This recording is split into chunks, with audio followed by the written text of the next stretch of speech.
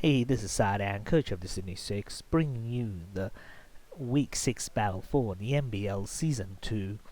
This week, we'll be facing Cams and his team, Steve the Charizard. This week is a big week. Whoever wins between Cams and I is going to guarantee themselves a spot in the playoffs. The loser will have to try again next week. I don't want to be in that position, so hopefully we can win this week and earn ourselves the spot in the playoffs and continue this winning streak. However, Cam's team is incredibly strong and some very powerful Pokemons. Let's check them out. As you can see on the right, I have to deal with some incredibly strong Pokemons. The three that I'm most nervous about is GMAX Gengar, Volcarona, and Inteleon. Those three are incredibly fast and they hit like trucks. These three just makes such an offensive core, and it doesn't help that they're elevated by the rest of his team. He has screen supports from Gengar, hazard control from Mandibuzz and Hitmonchan, hazards from Rhyperior, paralysis, toxic, and leech seed from the Dene, Quagsire, and Trevenant respectively. His team is just going to be hard to defend with, but I do believe that if I can just break at least one component of his offensive core, I can strip down his team. So the team I'm going with begins with Libero CINDERACE with heavy duty boots.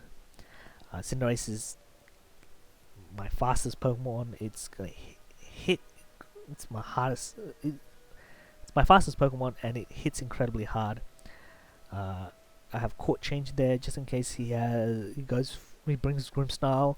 I assume that it's gonna be a support Grimmsnarl. So if he goes for screens, I can take them for myself. Pyro Balls just for maximum damage. U-turn for momentum. Sucker Punch for priority. 236 speed is so I can outspeed Volcarona before Quiver Dance.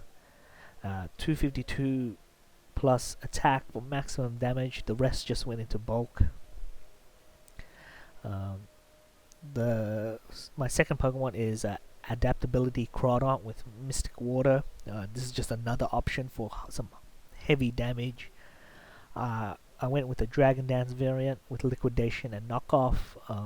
I chose Liquidation over Crabhammer because at +1, Liquidation hits Okos, whatever I need.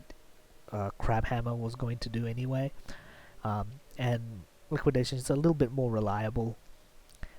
If I do have to face Grimmsnarl, and Liquidation in front of it means that I could reduce its defense, and I should still hit hard through Reflect. Aqua Jet is just there for priority, just in case I don't get a Dragon Dance up. It still hits incredibly hard on the Pokemons I need it to hit. So, yeah, 220 plus speed means that after one Dragon Dance, I outspeed Volcarona. Don't have to rely on Aqua Jet. 252 attack for maximum damage. The rest went into bulk. My third Pokemon is Shell Armor ESCAVALIER with Assault Vest. ESCAVALIER is my main answer to, or defensive check to Gengar and Inteleon. The 4 moves that I'm bringing are just, I think, the best 4 moves that can cover his team the best. I just went with max HP investment, max special defense investment. Funny enough, even with an Assault Vest and this much investment, Inteleon, a choice spec Inteleon's Hydro Pump could still have a chance to 2-hit KO my ESCAVALIER, so it's not a great position to be. But if he does go for a focus Focus Energy Scope Lens variant, then ESCAVALIER should be able to easily defend against Inteleon. My fourth Pokemon is No Guard GOLURK with Cobra Berry. I have Stealth Rocks there just in case he doesn't bring Rhyperior, and that way I can still bring on my bring up my own rocks. Earthquake and Stone Edge are just two moves that can cover his team neutral, at least for neutral damage. Toxics for just to cause status on his more bulkier Pokemons. I have 140 speed that should outspeed Rhyperior. 100 plus special defense with 108 HP investment means that I can survive plus 1 Giga Drain from a bulky variant Volcarona. Even with I think maybe even a timid nature Volcarona could I think actually just a bulky variant Volcarona I can survive a plus 1 Giga Drain. And the rest just went into attack. So regardless, Stone Edge should OHKO Volcarona if I can get GOLURK in on it. My fifth Pokemon is a Serene Grace Togekiss with Leftovers.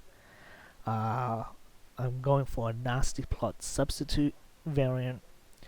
I think Togekiss, there's a few Pokemon that Togekiss can easily just come in on, set up substitute, then probably Air Slash or not. And if I get the opportunity to Nasty Plot,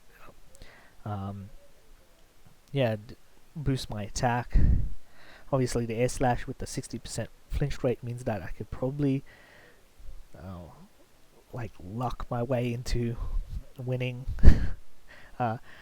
And Thunder Wave's just there, so I can probably deal with Gengar, which is probably his most likely switch in into Togekiss. So 140 plus speed ensures I outspeed Hitmonchan, and it will outspeed Gengar when paralyzed. 252 special attack for just maximum damage. The rest went into bulk. My last Pokemon is an Overgrow GMAX Venusaur with Black Sludge. This is just my defensive Pokemon. Giga Drain, Leech Seed Synthesis, Sludge Bomb. This Pokemon is just there to defend against his non-offensive core Pokemons, and hopefully I can G-Max, get a Vine Lash off, try to get some chip damage there. Leech Seed for extra chip. Hopefully Venusaur is just there to try to survive through things.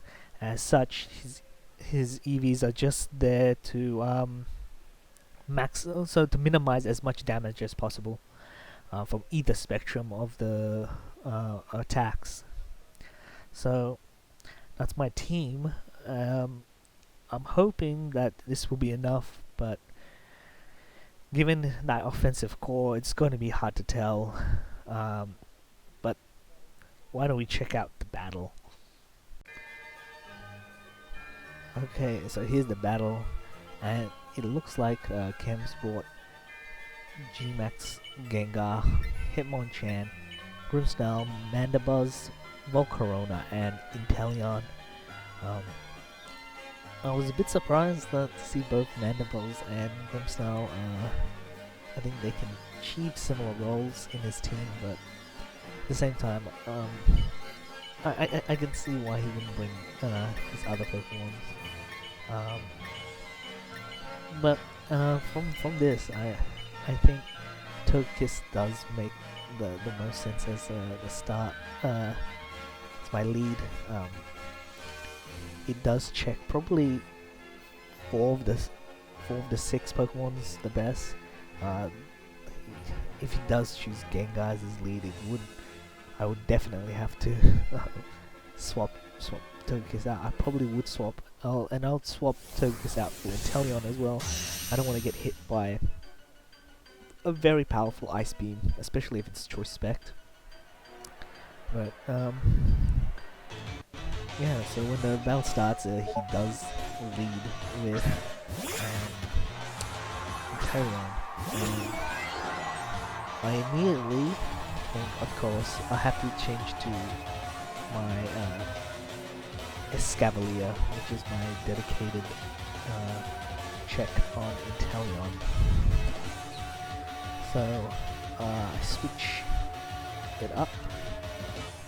It should be able to take an Ice Beam, and if from the damage from whatever water move he decides to use, I should be able to determine if he was Choice Spect or not. It goes for U-turn, and obviously this is bad stuff. He predicted that pretty well.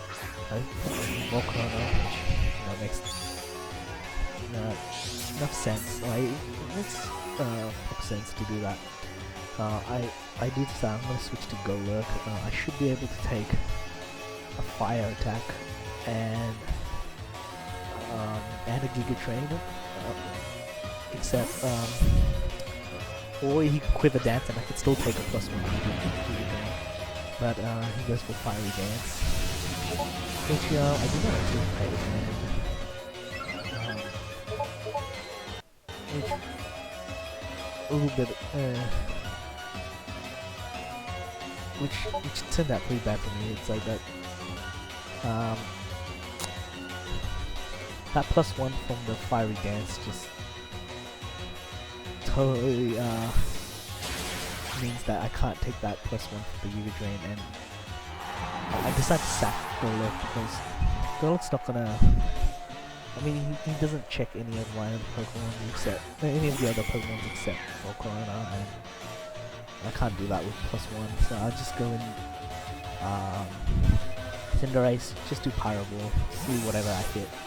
And just for Mandibles, which makes sense. I am faster than Volcarona, and Pyro Ball has a chance of OHKOing, assuming he's not a bulky variant. So at this point, I know he's not going to go Stealth Rock, and I know he's going to go Knock Off. So there's no point. I might as well take the Knock Off, preserve it on one of my other Pokemon, and because I don't need the heavy duty boots anymore.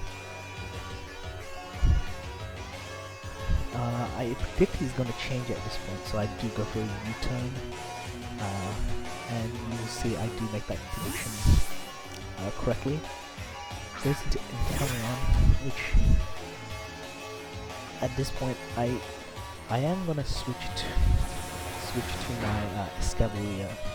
I do know that, of course, the moment I switch into ESCAVALIER, he's going to just most likely switch to Volcarona, but the difference this time is that because he'll have to hard switch in order to he either got hard switch or U-turn, and that means he will take an attack from my ESCAVALIER,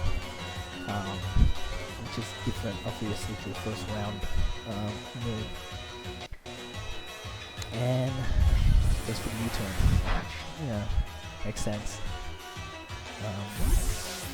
Covers for if I try to make a double there, but of course now at this point Knockoff should just get rid of whatever item he switches into. I did expect Volcarona to come in at this point, but it switches to Mandibles, which makes sense to me. It is weak at this point, and I do get rid of the Hockey Helm. So it does also mean that his Volcarona does have the heavy duty boots, which I expect. I go for Mega Horn here, because it should, if he roosts, I get to reduce some effective damage. Regardless, I think he should feign it, but Mega Horn misses at that point. I decided to go Toxic just to, in case he changes.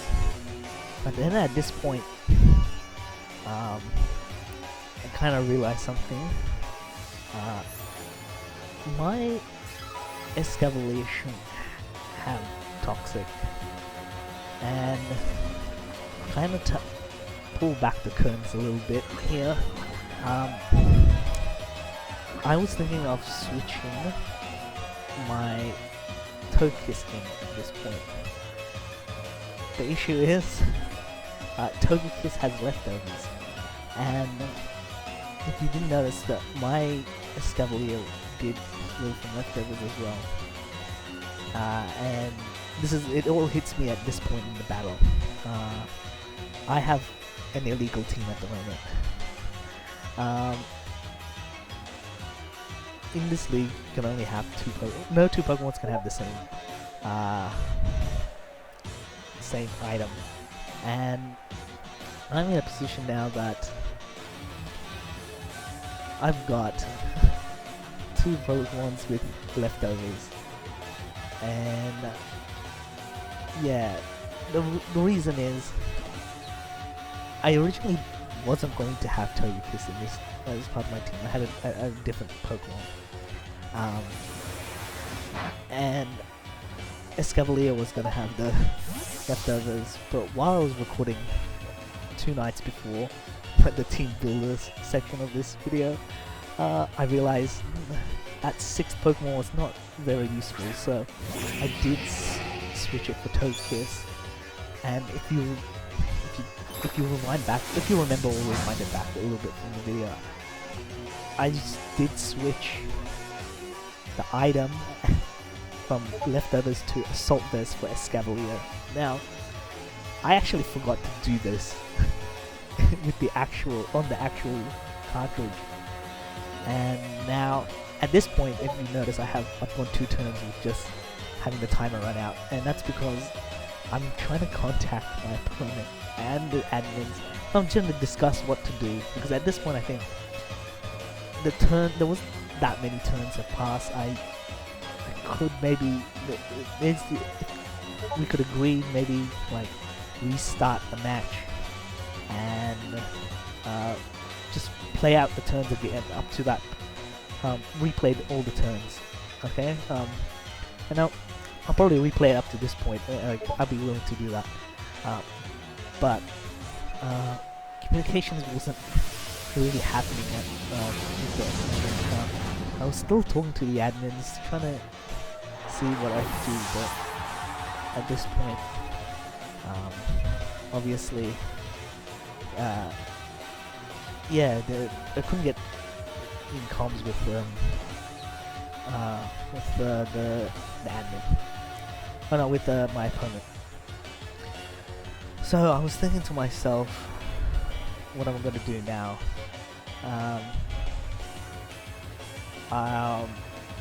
At this point, I should have, in retrospect, I should have just played the game normally. If I happen to win, then it could be contested whether having the second leftovers was worth it, or like was impactful to the match. But at this point, I was still trying to, how do I say, try to communicate. Like I said, I feel like this is probably turn 10, I think, and I think I could recreate 10 turns. It's not that hard, but yeah. I still couldn't get in contact with my opponent, and I'm telling you now, I don't get in contact with my opponent until after the match. Now at this point, obviously, this is going to be the last turn where my move timer just runs out.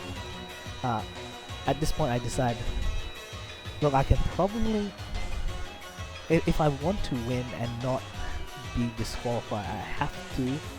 Technically, I'm thinking the best way to do this is probably win without having the second leftovers activate.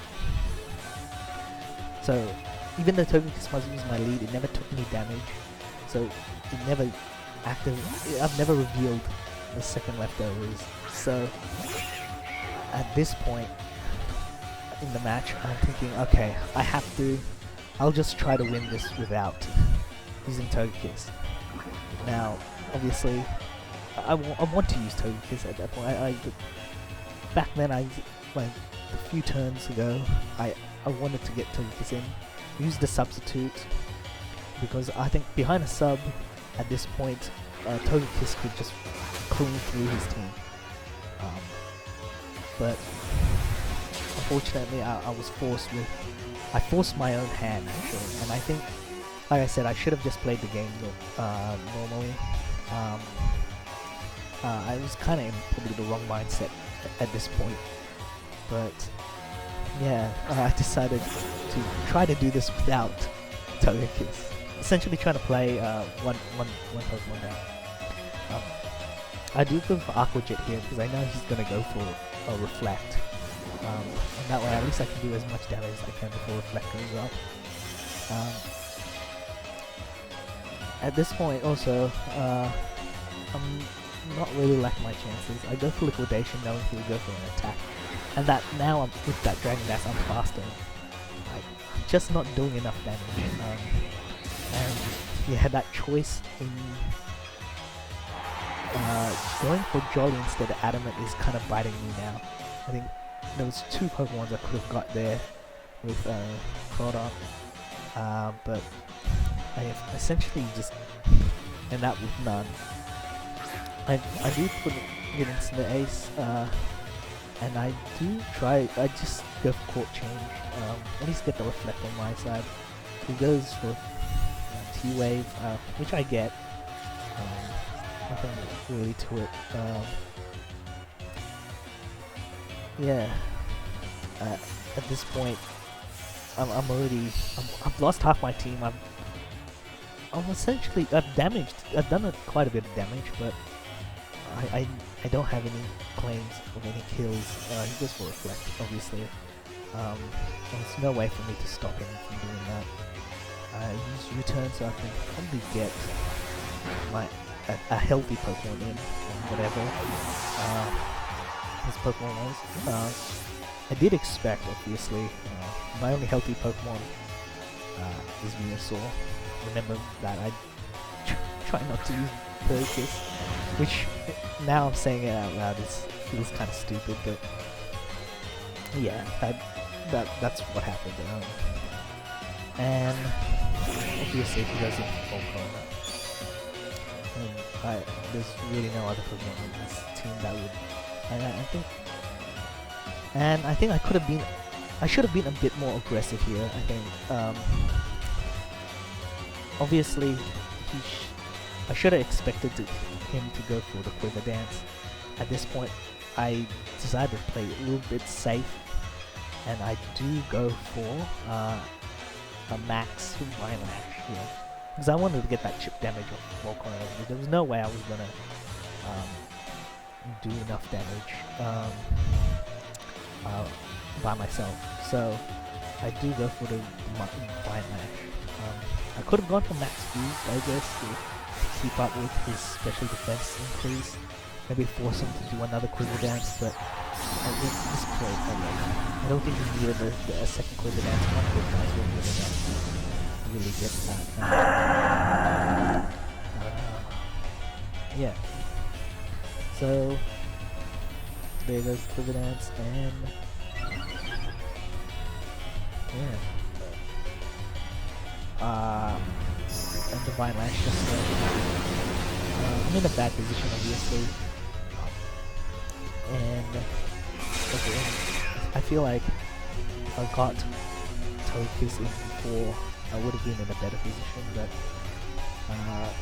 yeah, I go for Max Ooze, knowing I've done the calcs before, and I knew +1. Or I did with Flamethrower. With my Venusaur just about. Now at this point, I was kind of actually wishing now I did use Leech Seed before. I mean, to get those extra health and the extra chip from Volcarona.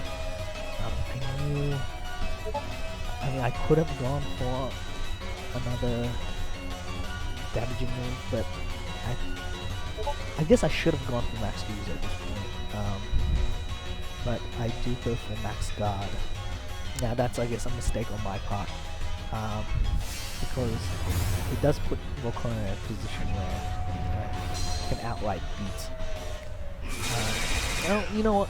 Ultimately, I don't think it matters, because even if I didn't max guard, I would just be on really low HP, and I would have died. And then he could have got his Gengar in and just finish off my Venusaur. There was nothing I could do at that point. So, I mean, at this point, he's thinking the same thing. Obviously, he's just gonna sack it for Venusaur, which is fair enough. Like, if his Volcarona did its job, you know, it did enough damage to my team, and his Gengar can easily just clean up from here. So obviously, all I have left is a paralyzed Cinderace and a Togekiss, which is not even supposed to, which is not even in a position where it can win for me now. But what I'm gonna do at this point, obviously, it's a kind of finale. If he doesn't G-Max, I guess I could. I think given the damage I do with the up and coming Sucker Punch, I don't even think if he stuck to base form Gengar that I would win. So he does G-Max. I mean, it's the safest option. It does eliminate the fact that if I crit with Sucker Punch, I'm not going to feign it. At the same time, I could get paralyzed, so I could just not even fall or something like that. There goes the Sucker Punch. And actually, to my surprise, I didn't do that much. I thought I would do more.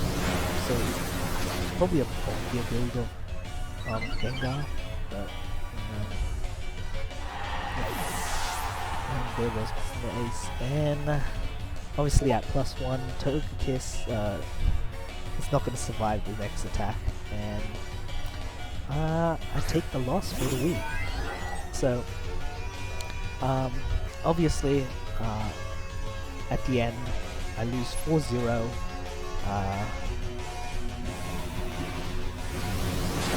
It's a loss, but and it's ultimately it was just my own fault. I should have checked my team before I went into battle, but I didn't, and yeah, I paid for it. I used an illegal team. Would I have won? That's not certain. So Kems he had the advantage pretty much the whole game. The only time I had like a sliver of momentum was when I U-turned out on his hard switch, but I quickly lost that with the Mega Horn miss. But yeah, that's the game. I get my second loss for the season. Though this loss, I feel, whereas I think was an error in my mindset building team, this is just an error of mindset while playing. I think I threw myself off with having the illegal team in the first place. When I found out I had the illegal team, and how I went about trying to go through this, go through the battle, was not the right mindset. I should have just played the game as I normally would have, and then have it all decided at the end.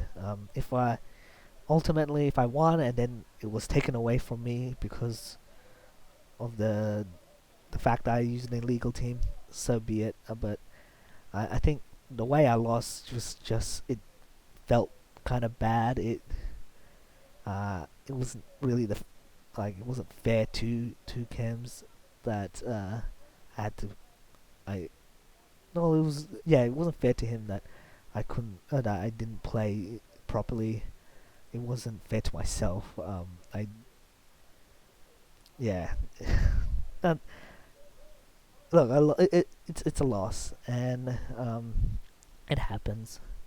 So I don't guarantee myself a spot in the playoffs, but there's still a chance. I still have next week, um, and even if I lose the next week, I have another week. And even if I lose that, there's still a chance, because if the person below me loses even one round, I automatically get into playoffs. So it's I'm in still a good position to make into playoffs, but I take a loss, and there's nothing I can do about it. Uh, but next week will be the last week. Oh no, it's the second last week of the regular season, but the last week we'll be facing um, players in within our own division or conference, whatever you want to call it. But yeah, I'll be facing Scythe and is it Scythe? Sorry. Um, Let me just double check the name. It is yeah, Scythe and their team, the Atlanta Braviaries. So that's got an interesting team, and I look forward to it. So until then, see you next week.